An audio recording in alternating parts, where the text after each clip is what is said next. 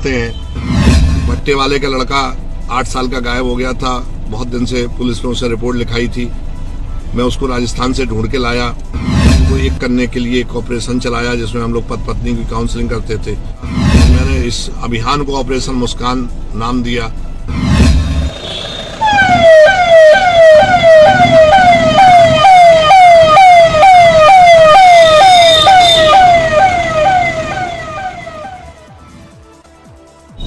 इटावा से जुड़ी क्या याद है? मेरा बर्थ प्लेस इटावा है और जो मेरा गांव था वो बेहड़ एरिया में था। वहां की सबसे बड़ी समस्या चंबल के डकैत थी, लेकिन हम लोग कभी उनसे डरे नहीं और हमेशा पुलिस का साथ देते थे। मैं वहां से बकेवर जनता कॉलेज से मैंने साइंस से इंटरमीडिएट करने के बाद जनता कॉलेज बकेवर से ही बीएससी किया और बेहड़ क्षेत्र के होने के कारण मेरा जीवन बचपन से ही संघर्ष में बीता है। और बेहड़ का जैसे बताते हैं कि लोग संघर्षशील होते हैं, उसी तरह से हम लोग संघर्षशील थे। हमने 10 उन्मूलन के लिए हमारे परिवार ने काफ़ी काम किया और हमने जो लोग गांव से अपनी दिशा भटक गए थे उनको हम लोग फिर उसी लाइन पर लाए और आज वो 10 जो उन्मूलन की समस्या थी वो खत्म हो गई। बचपन कैसा बीता सर? परिवार प्रतिष्ठित था और गांव में हम लोगों के परिवार का काफी सम्मान था। हमारे बाबा जो थे वो 70-75 साल से गांव के सरपंच मुखिया रहे थे और बचपन में हमने दूसरे की मदद करना, दूसरे के काम करना, ये हमारा बाई बर्थ जो है एक सामाजिक जीवन था जिसमें मेरे घर का हर व्यक्ति जो है गांव के लोगों की सेवा करता था विकास के लिए, चाहे वो नाली बनानी हो या गांव के छोटे मोटे झगड़े हों। इसमें लोग आते थे, हम लोग पंचायत करते थे, बड़ा सम्मान था, लोग हमारे परिवार की बात मानते थे। वो सब संस्कार मुझे भी प्राप्त हुए और मुझे लगातार जनमानस की जो सेवा का अवसर था वो बचपन से ही प्राप्त हो गया था। फिर जो पढ़ाई के लिए प्रयागराज, जो पहले इलाहाबाद था, इलाहाबाद में आए थे लेकिन अब वो प्रयागराज के नाम से जाना जाता है। इलाहाबाद आना हुआ, प्रयागराज आना हुआ, और इलाहाबाद विश्वविद्यालय से जुड़ी क्या यादें हैं? मैं बकेवर के बाद मैंने पोस्ट ग्रेजुएशन में कानपुर क्राइस्ट चर्च में एडमिशन लिया और क्राइस्ट चर्च में मैंने पोस्ट ग्रेजुएशन करने के बाद जो मेरी घर के सभी लोगों की ये इच्छा थी कि हमारा ये बेटा जो है, चूंकि मैं पढ़ने में बहुत मेधावी था, थोड़ा फर्स्ट क्लास था और सबका ये इच्छा थी कि प्रशासनिक सेवा में जाए, तो इसलिए मैं इलाहाबाद आया, मैंने पीएचडी ज्वाइन की। पर तभी मेरा सिलेक्शन एमफिल में आगरा यूनिवर्सिटी में हो गया और मैं यहाँ डीजे हॉस्टल में रहने के बाद आगरा चला गया। आगरा जाने के बाद मैंने वहाँ से एमफिल किया और डिप्लोमा जर्नलिस्ट किया, पर पत्रकारिता में मुझे कोई स्थान नहीं मिल पाया और मैं वापस इलाहाबाद आया। मैंने कम्पिटिशन की तैयारी की और इलाहाबाद से मैंने लॉ ग्रेजुएशन किया। प्रयाग जो इस समय प्रयागराज हो गया है वो एक बहुत ही जो हमको अनुभव सिखाने की जो कला थी वो यहाँ से मैंने सीखी। यूनिवर्सिटी के अड्डे, चाय की दुकानें, हर जगह कम्पिटिशन की चर्चा, कैरियर की चर्चा। हजारों लोग यहाँ प्रतिवर्ष आते थे और कहते थे कि इलाहाबाद में संघर्ष करते करते बाल उड़ गए, कुकर की सीटियां याद रहीं। और यहाँ से मैं और मेरे बहुत सारे साथी थे जिन्होंने अपने कैरियर को एक अंजाम दिया, चाहे वो राजनीति हो, चाहे प्रशासनिक कार्यों का अनुभव हो। यहाँ इलाहाबाद यूनिवर्सिटी में एडमिशन लेते ही ये महसूस होता था कि अब हमको कहीं ना कहीं प्रशासनिक अधिकारी में बन ही गया हूँ। और जो प्रशासनिक अधिकारी की जो क्वालिटी होती थी वो इलाहाबाद यूनिवर्सिटी की हवा में बसती थी और यहाँ रहने वाला जो है हर व्यक्ति अपने को एक प्रशासनिक अधिकारी जैसा गौरव महसूस करता था। कुछ ऐसे अड्डे, कुछ ऐसे पॉइंट्स जो इलाहाबाद यूनिवर्सिटी के दौरान जहाँ पे उठते बैठते रहे हो, वो याद हो, वो यादें जुड़ी हो आपके साथ?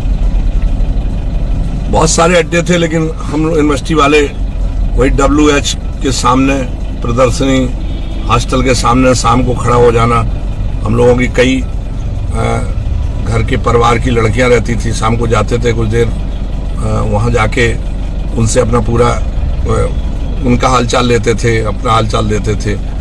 और लल्ला चुंगी, नेत्राम की कचौड़ी खाना, और उसके बाद सबसे महत्वपूर्ण जो याद है आज भी है वो लेटे हनुमान जी संगम के। ये सारा कभी कभी हम लोग लक्ष्मी टाकीज में पिक्चर देख लेते थे और बहुत ज़्यादा कोई घर का रिलेशन में आ जाता था तो एल्चको की कॉफ़ी वो आज भी याद है और आज भी पसंद है। नेत्राम से और एल्चिको की कॉफ़ी से याद आया सर, खाने पीने के आप काफ़ी शौकीन हैं, तो क्या वजह कि कौन से ऐसे फूड है जो आपको ज़्यादा पसंद है या जो ज़्यादा आपको अपनी ओर खींचते हैं? वो एक शुरू से अट्रैक्शन रहा है। जैसे हम लोग जब इटावा में रहते थे तो घर में मट्ठा के आलू बहुत अच्छे लगते थे। मट्ठा की घुइयाँ, जब मैं इलाहाबाद आया तो यहाँ घुइयाँ जानते ही नहीं थे लोग, अरबी कहते थे। फिर धीरे धीरे मैं यहाँ के जब संपर्क में आया तो बहुत सारे लोग हमसे जुड़े तो बाटी चोखा का शौक पैदा हो गया। और फिर जब नई चीज़ें आती रहीं, जो भी आता था तो मुझे एक गर्व का एहसास होता था कि मैं उसके साथ एल्चको की कॉफ़ी पीऊँ, एल्चको में खाना खाऊँ। और एक यूनिवर्सिटी में जब भी कोई ऐसी ज़रूरत पड़ती थी तो मुझे लगता था कि कोई अपना शौक पूरा करना हो तो नेत्राम की कचौड़ी, मिश्रा मिष्ठान भंडार नेत्राम हलवाई के पास ही था, वहाँ की दही जलेबी वो बहुत पसंद आने लगी थी। और आज भी वही शौक है कि मैं देश के हर कोने का जो भी फेमस है उसका स्वाद पाऊँ, और मैं उसी में रहता भी हूँ कि देश के कोने कोने की जो भी प्रसिद्ध चीज़ें हैं उनका मैं टेस्ट लूँ। कोशिश भी करता हूँ कि वो टेस्ट मुझे मिलता रहे। जी, वो समय समय पे हम सभी को देखने को भी मिलता है और सोशल मीडिया के माध्यम से। दूसरा सर, लिखने का शौक है आपको, गज़ल, गीत, तो ये कहाँ तक पहुँचा है अभी? ये तो बचपन से ही, जब मेरी शुरुआत हुई तो मैं रामलीला में भाग लेता था गाँव की में। कभी परशुराम बनता था तो कभी मेघनाथ बन जाता था, मेघनाथ से शक्ति लगती थी तो रावण बन जाता था, रावण के बाद रावण तक पहुंच जाता था। तो ये जिंदगी का, आज भी मैं कहता हूं कि जिंदगी एक परिवर्तनशील है। और जिस तरह से हम लोग पुलिस सेवा में हैं, हमको हर पल बदलना पड़ता है। हर पल कहते हैं पुलिस वाले गिरगिट से भी जल्दी रंग बदलते हैं, जैसा जहां माहौल होता है उस तरह से ढलना पड़ता है। हमने वो भी दिन देखे हैं कि जब हम लोग रात में नक्सलियों के लिए रात भर चलते थे, पुलिया पर बैठते थे, तो वो कठिन संघर्ष है। हम कितने भी बड़े अधिकारी हो जाएं पुलिस में, लेकिन हमें ग्राउंड में रहना पड़ता है। जनता के सामने जब भीड़ होती है, क्राउड कंट्रोल करना पड़ता है, तो तरह तरह के उनको झूठे आश्वासन देने पड़ते हैं, जो चीज़ें हम नहीं कर सकते हैं। अगर कहीं एक्सीडेंट हो जाता है, लोग मांग करते हैं कि 25 लाख हमको दिया जाए, 3 नौकरी दी जाए। कभी कभी लॉ एंड ऑर्डर के नाम पर ये कहना पड़ता है कि भाई हम तुम्हारी सारी मांगे मानेंगे। किसी अभियुक्त की गिरफ्तारी के लिए जब जनता इकट्ठी होती है तो हम कहते हैं कि हम 24 घंटे में कर लेंगे। कोई बच्चा गायब होता था तो मैं यही कहता था कि मैं बहुत जल्दी आपको रिकवर करके दे दूंगा। मेरे हाथ में नहीं था, लेकिन भीड़ कंट्रोल के लिए जरूरी था कि हम उनको आश्वासन दें और उनकी अपेक्षाओं पर खरा उतरें। तो इस तरह की चीज़ें हमेशा लाइफ में रही हैं। तो मैं कभी कभी सोचता था कि लोग मुझसे कहते थे कि ये सब चीज़ें आप कैसे कर लेते, तो मैं कहता था कि मैं रामलीला में काम करता था। तो फिर धीरे धीरे कुछ और डेवलप हुआ। मैं हाई स्कूल में जब आया तो ड्रामा स्कूल, कॉलेज में बाहर जो हमारे टूर जाते थे उनमें मैं ड्रामा में भाग लेने लगा। फिर छोटी छोटी कविताएं लिखने लगा, मुक्तक लिखने लगा। बीएससी में जब मैं था तो मेरा एक काव्य ग्रंथ प्रकाशित हुआ था, मैं और मेरी लेखनी। तो जब मैं लिखता था तो लोग अक्सर मुझसे पूछते थे, जो मेरे साथ के छात्र थे कि आप किससे प्यार करते हैं, किसके लिए लिखते हैं। कुछ मैं लिखता था तो कभी कभी लोग खुद सोचते थे कि इतना आप रोमांटिक लिखते हैं तो लग रहा है कि आपका कहीं ना कहीं दिल टूटा होगा। लेकिन मेरा ना दिल टूटा था, जो भी मैं लिखता था तो वो मेरी प्रेम का, मेरी लेखनी थी। इसलिए मैंने उसका काव्य ग्रंथ का नाम लिखा था कि मैं और मेरी लेखनी। पुलिस में आने के बाद सारी चीज़ें खत्म हो गई और हर चीज़ की अनुमति लेनी पड़ती है, पर सोशल मीडिया के माध्यम से कभी कभी कुछ अपने मुक्तक, कुछ नए कुछ पुराने में लिख के डाल देता हूँ। लोगों को बहुत अच्छे लगते हैं और इसमें मुझे काफ़ी बार जब भी लोग मिले उन्होंने बातचीत की तो कहा कि मुझे सबसे अच्छा अगर कुछ लगता है तो आपकी छोटी छोटी कविताएं। तो वो फिर मुझे एक प्रेरणा मिलती रही और मैं अब कुछ ना कुछ छोटा मोटा नया भी लिख देता हूँ, कभी कभी जो मेरे पुराने मुक्तक हैं उनको डाल देता हूँ उसी काव्य ग्रंथ से।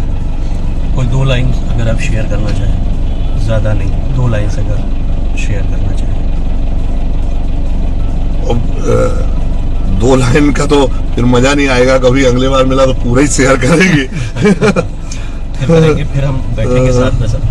और बहुत से लोग सर आपको एडमायर करते हैं सोशल मीडिया के माध्यम से, आपके बहुत सारे फॉलोअर्स हैं फेसबुक पे और भी बहुत अलग अलग माध्यमों में। और इलाहाबाद विश्वविद्यालय के बहुत से ऐसे छात्र हैं जो प्रतियोगी छात्र हैं, जो इलाहाबाद आते हैं आपकी तरह से पढ़ाई के लिए आते हैं, और वो भी एक आपको एक एडमायरिंग उसमें देखते हैं। तो कोई ऐसा संदेश जो आप छात्रों को, अपने फॉलोअर्स को, अपने चाहने वालों को देना चाहें?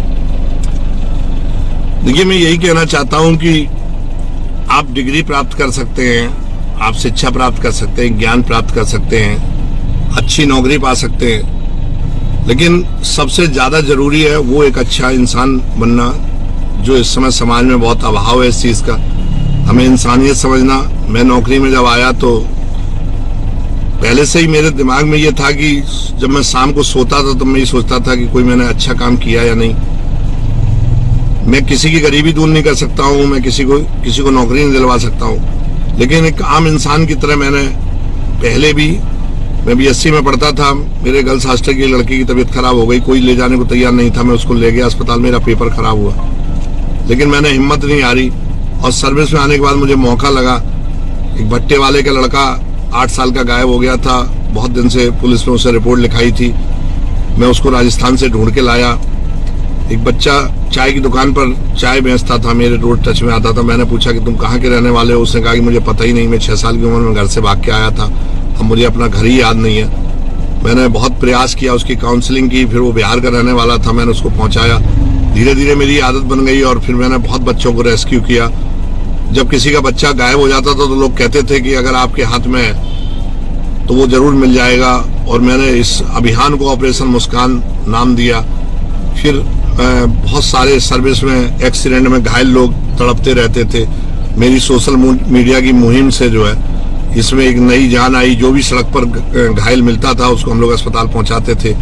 कई अस्पतालों ने हमको एम्बुलेंस फिर दी।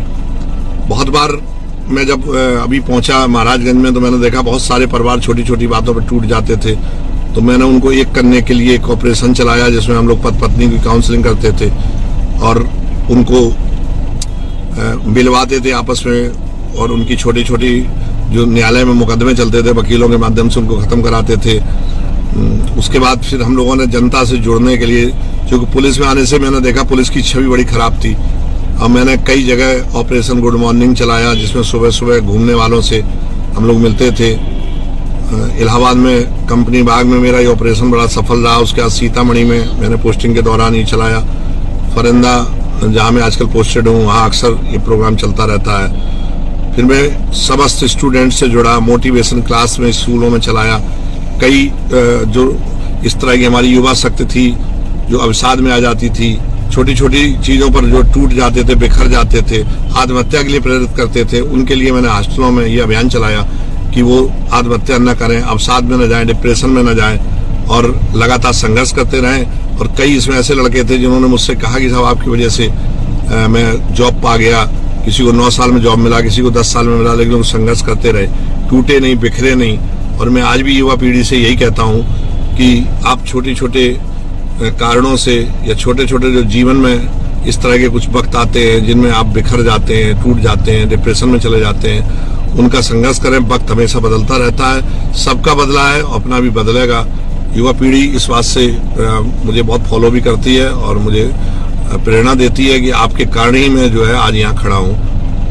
वक्त बदलता रहता है और वक्त हमेशा बदला है, आगे भी बदलेगा। इसी मूल मंत्र के साथ आज की बातचीत सर यहीं पे विराम देते हैं और फिर उम्मीद है कि हम लोग किसी नई जगह पे मिलेंगे और फिर से इस बातचीत के सिलसिले को आगे बढ़ाएंगे।